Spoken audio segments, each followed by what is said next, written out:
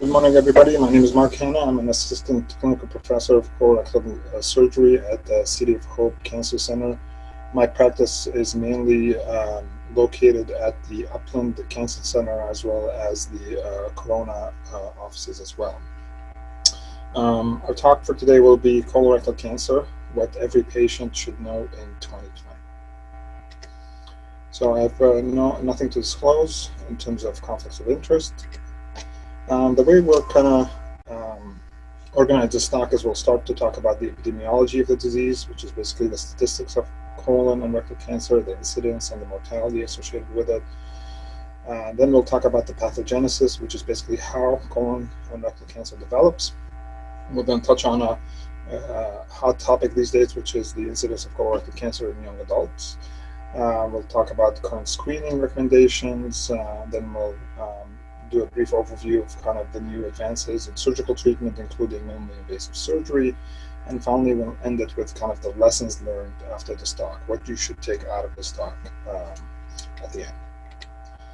So looking at the risk factors for colorectal cancer, there's two types of risk factors. There's intrinsic risk factors and extrinsic risk factors. And it's an important distinction to have because, as most of us know, intrinsic risk factors are risk factors that we're born with, where it's hard for us to kind of have an effect or adjust these factors. So these include age, family history, personal history of cancer, IBD, which is inflammatory bowel disease, obviously race, especially minority patients like Hispanics and African Americans are high risk, and patients with inherited syndromes.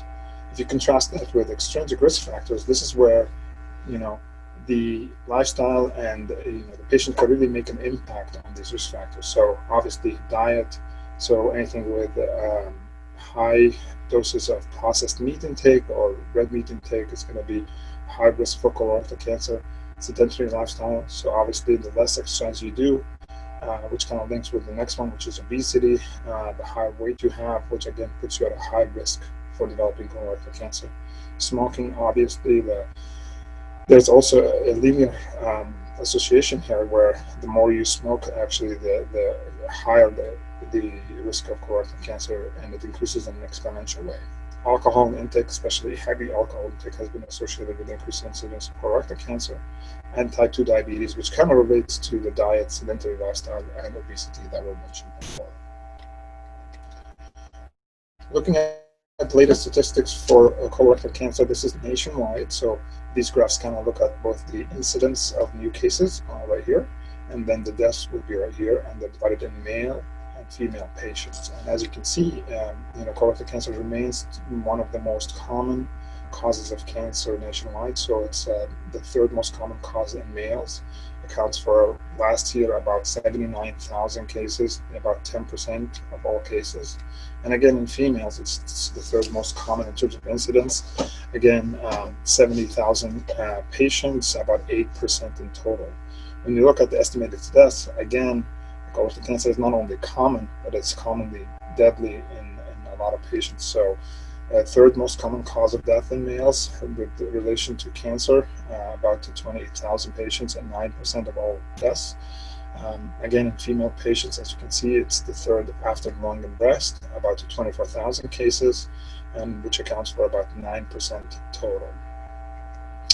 When you look at the overall trend, so these are graphs that are looking at the year of diagnosis. So the left-hand side graph is the male patients, the right-hand side graph is the female patients, and this is looking at the rate of diagnosis and basically the year of diagnosis, and this is going back almost 30 years. So as you can see, we were having an issue with increased incidence in the 1970s and 1980s, but this has actually started to decrease overall in both males and females patients as we went into the 90s and 2000s. And that's probably because of the increased awareness, education, and also better compliance with screening.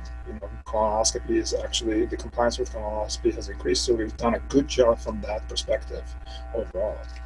Unfortunately, there's still a significant social disparity with relation to this disease.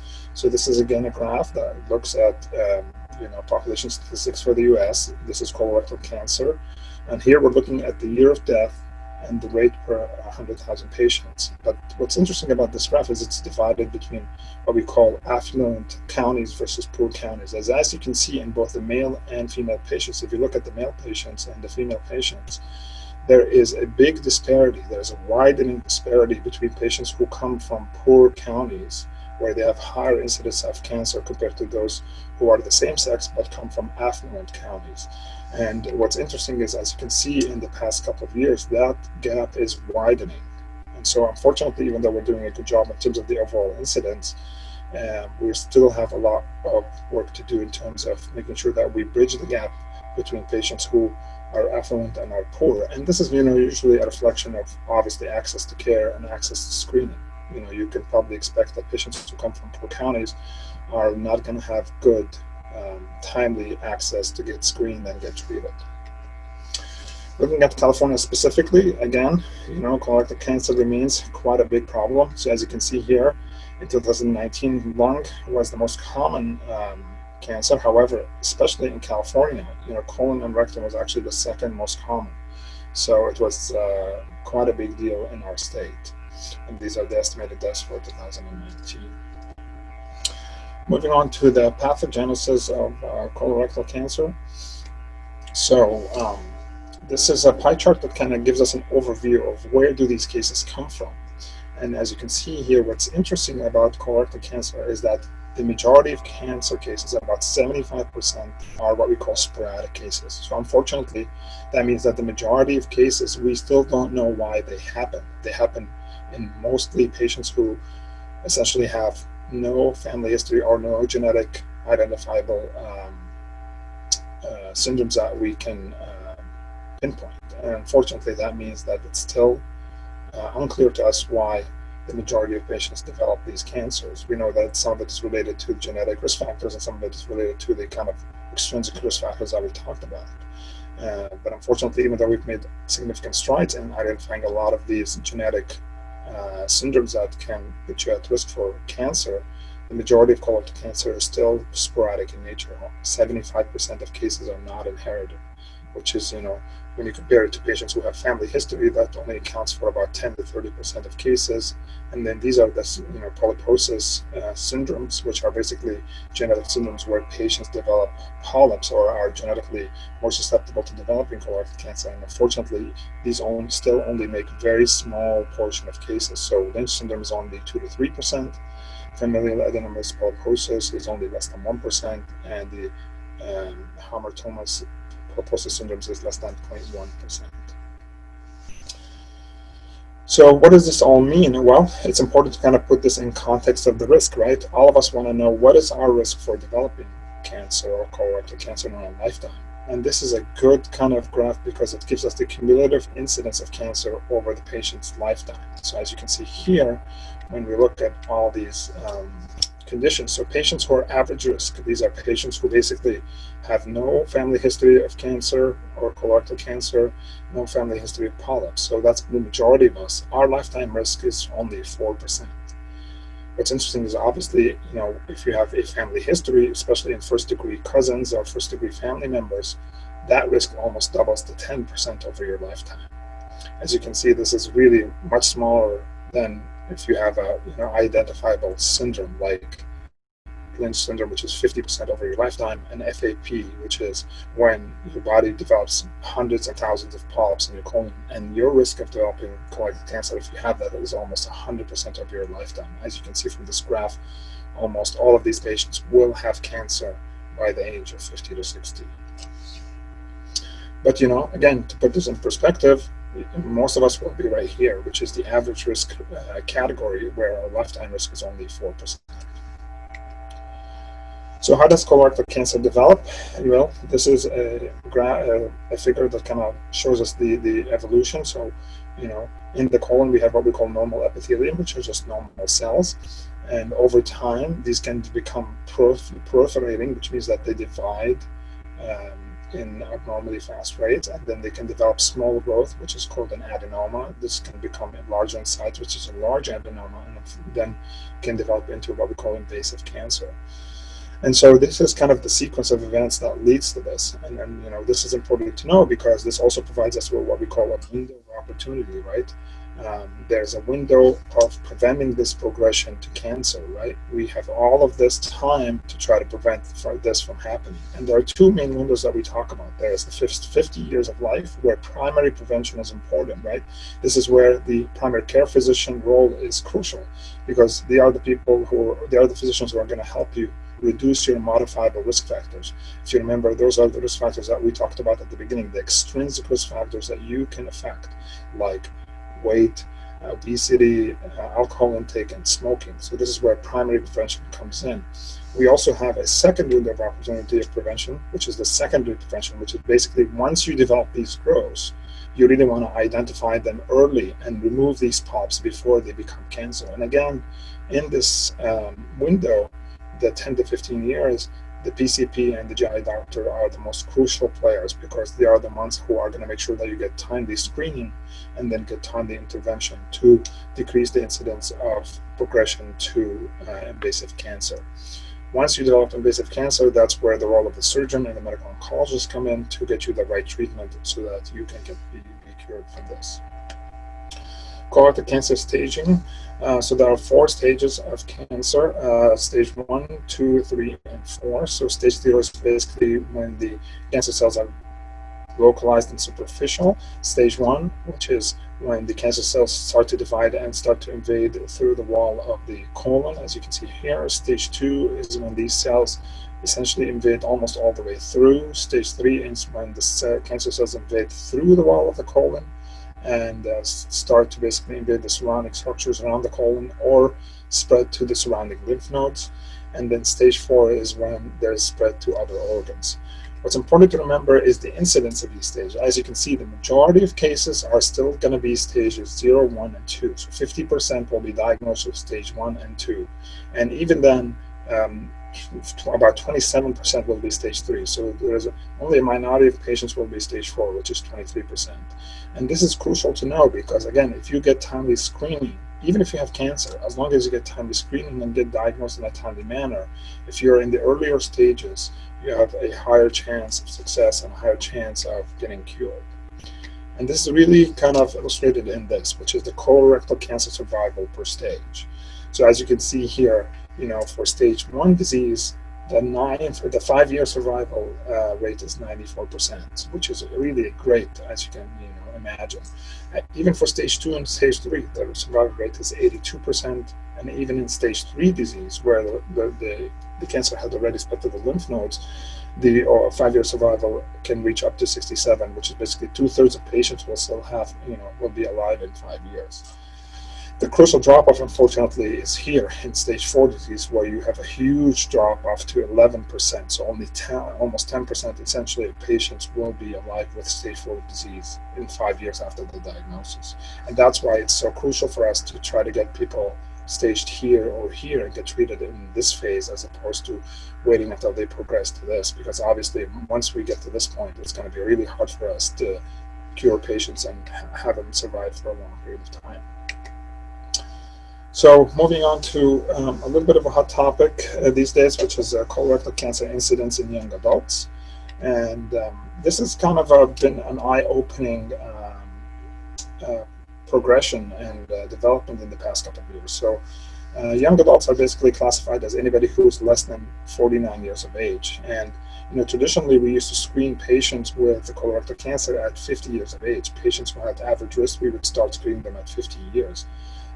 However, this has changed, and part of this is what we're going to talk about right now. So as you can see on the left side, again, this is basically the incidence of colorectal cancer in patients who are 50 and above.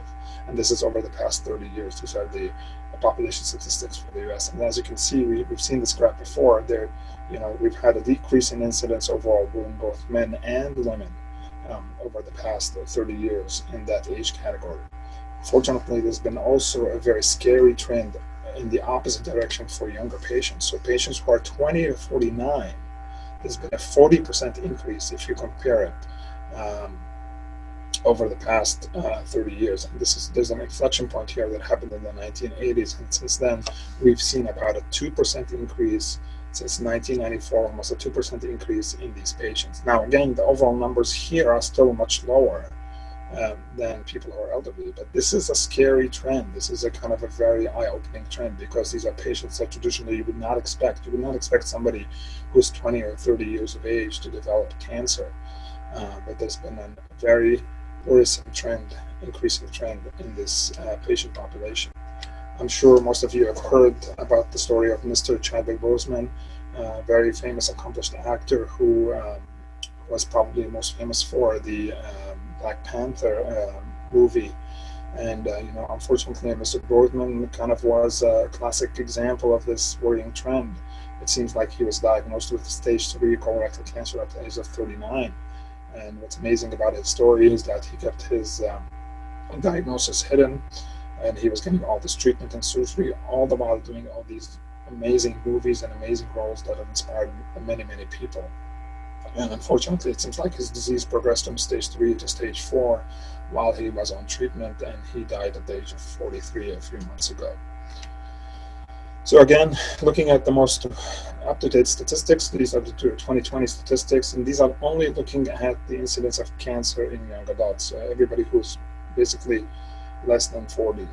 And as you can see here, in age 20 to 29, significant number of cases, 1,300. And again, this goes up in patients who are 30 to 39, 4,100. Also, what's kind of interesting is to look at the distribution of colorectal cancer in young adults. So again, this is a population-based graph that looks at the distribution of cancers that were diagnosed in young adults. And it's looking at breast, colorectal, melanoma, which is a cancer of the skin, and lymphoma, which is a cancer of the lymph nodes. And what's interesting about the colorectal graph is, again, when you compare it to something like breast or melanoma, for example, as you can see, most of the patients who are young, who got diagnosed with cancer for breast or melanoma, had local disease. See, 80% of the melanoma cases were local, 47% of the cases for breast were local.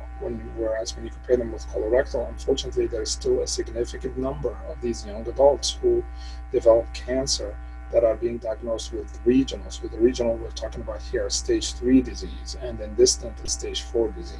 So this is why this is, again, a scary trend. Not only is the incidence increases in young adults, but when these young adults are getting diagnosed with colorectal cancer, they are more likely to have advanced stage disease compared to some of the other cancers that young adults may develop. To kind of just go overview the anatomy of the colon, so as most of you know, basically we have the small intestine that comes through here, and then the juncture between the small intestine and the cecum is where we have the appendix, and then this is kind of a schematic of the colon. So this is the right side of colon, and this is called the ascending colon. This is the transverse colon. This is the descending colon, the sigmoid, which kind of turns around, and the rectum. And this is just interesting for us from an anatomic standpoint, because this portion right here, so anything distal to the splenic flexure or around the splenic flexure all the way down, is called the distal or left-sided colon, and then the last 15 centimeters is the rectum, whereas anything proximal to the splenic flexure is basically the right-sided colon. And that distinction is important to kind of highlight in young adults, because again, when you look at the incidence of cancer, so in patients who are 50 and above, there's a good portion of cancer that is going to be on the right side. Whereas when you look at cancer that is developing in young adults, there is a higher proportion of cancer that is basically developing on that left side or the rectum. And unfortunately, the location here is crucial, because again, left-sided cancer, rectal cancer, is usually harder to treat than right-sided lesions. So what are the symptoms? What should I look out for? So if you take anything from this talk, I really want you to kind of focus on these 5 main questions. Okay, ask yourself these questions anytime that you feel that things are not going the way that they should, or you have a change in your routine habits. So first question is, have you seen a change in your bowel habits? And we all have changes in our bowel habit, but if these changes persist, especially if they persist more than 3 months, you should definitely get checked. See your primary care physician. If you have persistent abdominal discomfort, again, transient symptoms are okay, but persistent symptoms, especially those that persist over more than 3 months, definitely see your primary care physician and get evaluated. Do you have rectal bleeding? So again, this is really important, and this is a key to kind of distinguish. Even if you have a history of hemorrhoids, even if you had bleeding all your life, if this bleeding persists or changes from your baseline, please get checked, especially if these bleeding persists for more than 3 months. Do you feel weak or fatigued? Again, if transient symptoms are okay, persistent symptoms, especially for more than 3 months, please get checked. And finally, do you have any unexplained weight loss? And this is really defined as anything more than 10 to 15 pounds over a period of 2 to 3 months. Again, if this is happening transiently, it's okay. If it persists, especially more than 3 months, please get checked. So moving on to our current screening recommendations, this is a chart that gives an overview of the multi-society recommendations for screening. As you can see, there are multiple tests, and all of them have kind of different intervals. What this really highlights is that there's no single best test for every patient. So, fecal occult blood test, which is done in a yearly interval, is a consensus test for most societies. FIT testing done yearly. Stool DNA varies depending on the result. Flexible sigmoidoscopy, which we'll talk about, can be done every 5 years. Barium enema can be done every 5 years. CT colonography, which is basically the virtual colonoscopy, can be done every 5 years. And then colonoscopy, which is this gold standard, most effective test, and is both diagnostic and therapeutic, usually is done every 10-year intervals as long as there's no suspicious findings. But again, what this really highlights is that there's no single best test for every patient, and that's why it's important for you to see your primary care physician, get referred to a GI physician so that they can make sure that you get screened in the right modality for you and at the right frequency. And just remember that colonoscopy is always going to be the best test because it's going to be therapeutic as well as diagnostic, and it's the most well-studied test and proven to decrease the incidence and mortality of colorectal cancer. One thing to also remember is that in 2018, because of the statistics we talked about before, the American Cancer Society actually decreased the incidence of the starting age for to get screened. So now everybody who is average risk should get screened at 45, not 50, 45. So remember that when you reach that 45, you don't have to wait till you're 50 years of age. You can go and get screened at that point, and your insurance will cover it. This now has become the standard. And then you basically continue to get surveillance screening over the next 30 years. Once you reach the age of 75, then it becomes more of a tailored discussion between the patient and the physician, and also depending on the medical comorbidities. We usually tell most patients that once you reach the age of 85, you are no longer eligible for screening. However, that also depends a lot on your medical age, right? How healthy you are at that point. So going through the different modalities for screening, the first one is the guaiac fecal occult blood test. So this is a test that can be done at home, so it's very convenient. It detects basically pseudoperoxidase activity, which is enzyme activity in the stool. It does require 2 to 3 samples. The problem with it is that it can be really affected by your diet and your medications. So there are certain elements of your diet and medications that may tamper with the result, and so you will have to kind of be wary of that. However, it has been well studied and does show a decrease of colorectal cancer mortality in large studies. The main 2 issues with it are, like I said before, it is affected by your diet and medications. It does have more than 50% miss rate, and sometimes you can have false positives because of those, confounding factors with the diet and medications. The other home test, which is the FIT test, and this is different because it basically detects the blood-derived protein or the globin in the stool. Single sample is acceptable here. However, if you give them 2 or more, it does improve the yield of the test. To contrast that, the fecal occult blood, diet, and medications have very minimal influence on the test, so this is not as affected by diet and what medications you take. And when it was compared directly to the fecal occult blood testing, it was superior in detecting the cancer and adenoma. So this does have a better sensitivity. Going to a little bit of more advanced home test, and this is kind of a new test on the market. As most of you know, this is the stool DNA test, or commercially known as Cologuard. And what this does is that it detects the markers which are shed directly um, by the basically tumor DNA. Um, when you contrast this to some of the other home tests like the FIT and the fecal occult blood test, the issues here are that you will need a larger sample. It has become FDA approved, and when you compare it directly to fecal occult blood test and FIT testing, it does outperform both of them in terms of sensitivity. So um, these are the kind of these the studies that go behind this, and it's getting approval. And this is basically was a multi-center study that showed that when you compared this to the FIT testing, it was 95% sensitive at detecting stage 1, 2, and 3 colorectal cancer, and it was more sensitive than FIT testing for detecting advanced adenoma. So overall, stool DNA test, most sensitive test, but does require a larger sample and is probably more expensive to do than the FIT or the fecal occult blood test.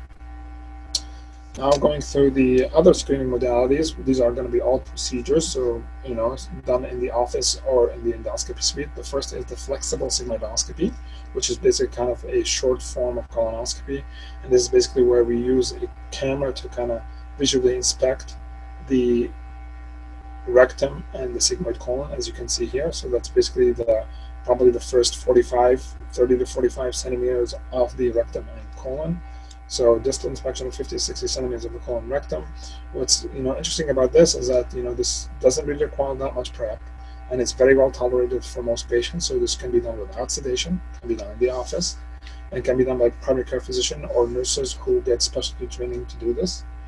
The issue with flexible sigmoidoscopy is that obviously it doesn't look at the entire colon, and the polyps which are found during this are usually not removed because, again, you're not using any sedation, and so you don't want to put the patients through pain by attempting that. This has been studied very well, and as you can see here, the PLCO trial showed that it reduces the risk of distal rectal cancer, reduces the incidence of cancer distally in the colon by 29%, and also reduced the incidence of cancer in the proximal colon by 14%. Moving on to colonoscopy, which is the gold standard for screening, and this is again similar to flexible sigmoidoscopy, but a more thorough examination, which goes all the way up to the cecum, so the entire colon, as you can see here, the ascending, transverse, descending sigmoid, and rectum are all evaluated and visually inspected. The advantage of this compared to flexible sigmoidoscopy is, again, this is both diagnostic and therapeutics. So polyps can be removed during this because you are under sedation when we do this. It's a very well tolerated procedure, so complication rate is 1 in 1,000. And again, this is the gold standard because it has the best evidence behind it. As you can see, it decreases the incidence of colorectal cancer by almost 75%. And decreases the mortality from colorectal cancer by almost 50%. So that's why this is such a crucial examination, because it not only decreases incidence, but it's been proven to decrease mortality from the disease. The major issue with colonoscopy, as most of you know, is that you will need a bowel prep for it, and thus, because of that, the quality of the exam, the quality of the inspection by colonoscopy will really be determined by the quality of your bowel prep.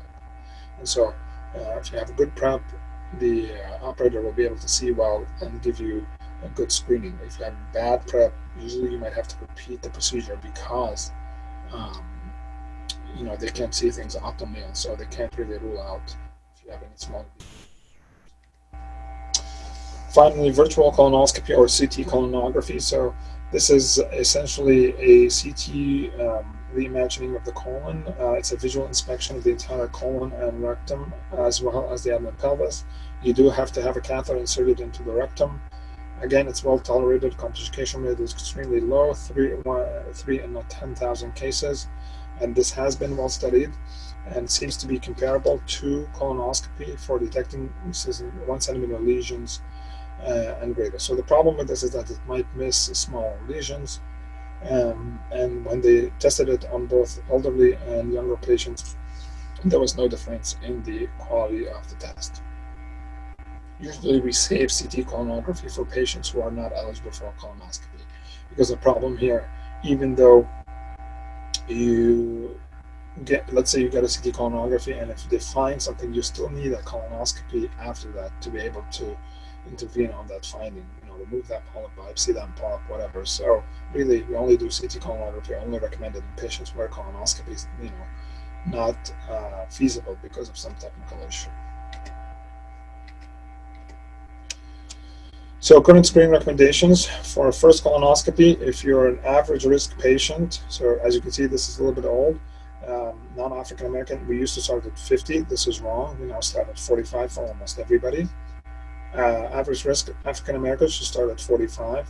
And this is also a crucial piece of information. So patients who have a family history of cancer, or even just family history of advanced polyps, this is what most people forget. It's not just family history of cancer, but family history of cancer or advanced polyps should start at the age of 40 or 10 years younger than the age where the relative was affected. So what that means is that if you have a first-degree relative which had colorectal cancer diagnosed at 20, or advanced polyp that was diagnosed at 20, then you need to get screened at 30. And so that's kind of important to distinguish to remember. Then the kind of repeat intervals really depend on the findings of the colonoscopy. So if there are no prior polyp follow-up and no family history, then the interval is usually 10 years.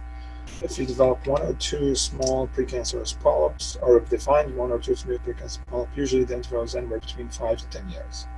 3 to 10 precancerous polyps, then every 3 years. More than 10 precancerous polyps, the interval here is usually less than 3 years. I would say that's probably yearly at that point. If they find one or more large precancerous polyps or advanced adenomas every 3 years, and then if they find a sessile precancerous polyp, which is greater than 2 centimeters, which is essentially a polyp that is flat, usually this will get removed, and then you do need close follow-up in 3 months to make sure that that margin is negative. Patients who have family history of colorectal cancer or advanced polyp, kind of like what we talked about before, they need to have their screening started at 40 years of age with 5-year intervals. Patients who have Lynch syndrome begin at 25 with 1 to 2 year intervals, and patients with FAP should start at puberty with 1 year interval. So to kind of summarize, when should I get screened? And this chart kind of simplifies that question. And the real answer is that if you're having symptoms, talk to your doctor immediately, no matter what your age is. If you're having symptoms, the ones we talked about before, unintentional weight loss, abdominal pain, fatigue, rectal bleeding that is persistent, change in bowel habits that is persistent, anybody who has symptoms which are persistent more than 3 months, no matter what your age is, talk to your doctor immediately. Patients who have a family history of colorectal cancer or polyps, again, start at age 40 or 10 years before the age of the youngest case in your immediate family member. If you're African American or Asian at this point, you should really get screened at 45. So everybody who's average risk should get screened at 45. If you have any genetic links to Lynch syndrome or FAP, it all depends on the type of disease that you have. We talked about the FAP is usually at puberty, Lynch syndrome is usually at the age of 25. If you have a personal history of cancer, usually you need to get screened again at 45 or before. And then if you have a history of ulcerative colitis, inflammatory bowel disease, or Crohn's disease, again, you should try to get screened before the age of 45. Finally, moving on to the advances in surgical treatment. One of the things to kind of remember is that surgery still plays a very large role in the treatment of colorectal cancer. So this is a nice chart from the Colorectal Cancer Alliance. Shows us kind of by staging where what kind of treatment you need. So as you can see here, patients who have early stage disease, stage 0, stage 1, and stage 2, all get surgery. And patients essentially who have stage 0, stage 1, or stage 2 disease, and which is not high risk disease, surgery is all you need. You don't need chemotherapy, you don't need radiation, and surgery can be curative. Obviously, if you have higher risk stage 2 disease or stage 3 disease where the disease has basically spread to the lymph nodes, in this case you still need to get surgery, but you probably will also need to get what we call adjuvant chemotherapy, which is chemotherapy after surgery, after surgical resection, in order to complete your treatment. This kind of changes obviously with stage 4 disease, which is patients who have cancer that is outside of the colon into other organs. In that case, we might start with chemotherapy first, and then depending on their response, they might get surgery afterwards. The only time we would operate on patients with stage 4 disease first is if they are symptomatic from their disease or if they have a bowel obstruction from their cancer. To give kind of a brief overview of the different type of resections and reconstructions, so this is what we call a right colectomy. This is where the right part of the colon is removed, as you can see here, the shadow, that's what's being removed, and then the small intestine, which is right here, is now being reconnected to the transverse colon. So this is what we call a right colectomy, and this is a video showing just briefly kind of the minimally invasive technique that we would use to do this. So most of these cases are now done laparoscopically and robotically, where we do use smaller incisions and the surgical robot to do the case. And the advantages, as you can see here, and I'll fast forward a little bit, is that we can do some really complex work here. We're dissecting the vessels and taking care of the cancer, and we can do some of really advanced surgical work done all through minimally, through small incisions, which really gives the patient a lot of short-term benefits in terms of pain control and recovery. So here I'll fast forward, and this is just us kind of dissecting out the cancer, ligating the vessels, and once we kind of have everything kind of removed all the way together, we'll make the connection between the colon and, so you see here, this is the small intestine on the left-hand side, this is the transverse colon on the right-hand side, and we're sewing that connection together. So this connection right here, this is how we would construct it during surgery. Okay, another type of resection that we would do is if a patient has a colon cancer in the left side of the colon, which is right here. This is the descending colon and the sigmoid colon. This would be what we call a left colectomy, where this part would be completely removed, and then this transverse colon would be brought down to reconnect right here. And again, we can, this is an example of this with a video. We're doing the dissections here, and this forward a little bit, and this is kind of an advanced technique where we can remove the cancer through the anus so that the patient doesn't have any incisions in the abdomen. And they've removed the cancer here. Now they're bringing the stapler, which we're going to use to do this connection from the transverse colon down to the rectum. So they're now sewing the purse string suture, as you can see here. And moving forward a little bit. Once we sew this completely, put the anvil in, tighten it down, and then they can form the, move this a little further along.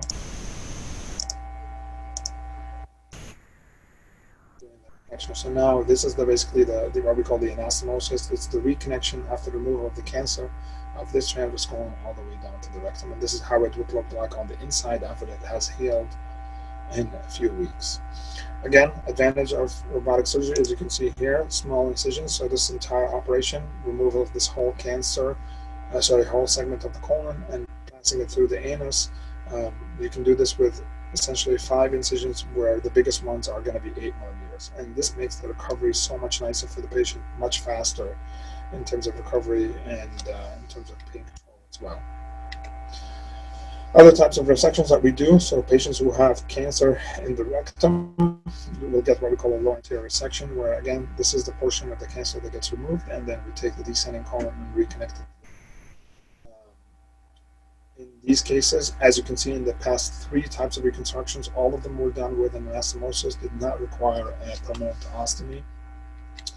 Where we do require a permanent ostomy is in the unfortunate case where the cancer is so low, as you can see here, that it's involving the muscle, the sphincter muscle that would control your bowel movements. And unfortunately, in some of those cases, if the cancer is not completely treated away from the muscle, we would have to remove them, take part of the muscle out in order to ensure that we took all the cancer out and get a negative margin. And that is what we call the section, where we remove that entire portion where the sigmoid colon, rectum, as well as the anus is completely removed, and the patient will get a permanent ostomy back. But as you can see here, the majority of our cases, we are able to save the patients a permanent ostomy bag. So I don't want to get anybody discouraged or afraid to get screened or get treated because they're afraid of a colostomy bag. In the majority of cases, and I repeat, we're able to give the patients treatment, get them healed, sometimes with a temporary ostomy bag, and hopefully it's a very challenging case where the cancer is involving the sphincter muscle. So minimally invasive surgery, basically, laparoscopic and robotic surgery, kind of like what you saw in the prior videos. We do use the Da Vinci robot for most of our minimally invasive cases. It gives us a lot of articulation, as you saw, a lot of advanced motion and very good visualization of the anatomy when we do the cases. These are some of the perceived short-term advantages of the minimally invasive surgery. So, fewer days in the hospital after surgery, on average 2.5 fewer days compared to open surgery, faster return to daily activities, 1 month sooner on average, smaller external scar, 10 times smaller on average. And these are all statistics from the Colorectal Cancer Alliance.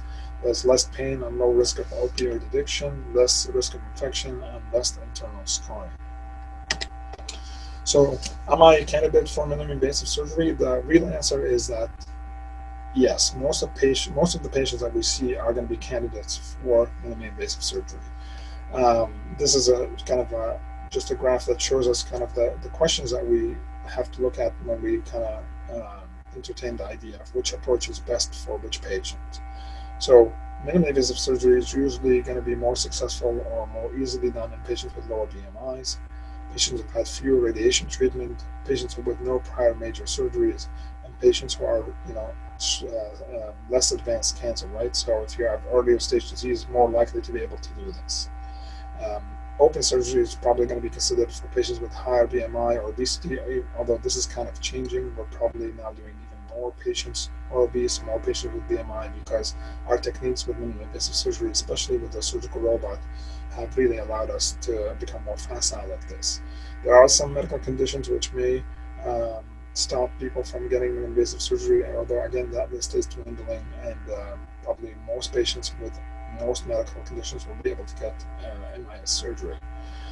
Sometimes if the tumor is very big and stuck, and we're not able to do the dissection safely with a laparoscopic or robotic technique, that's when open surgery might be something we resort to.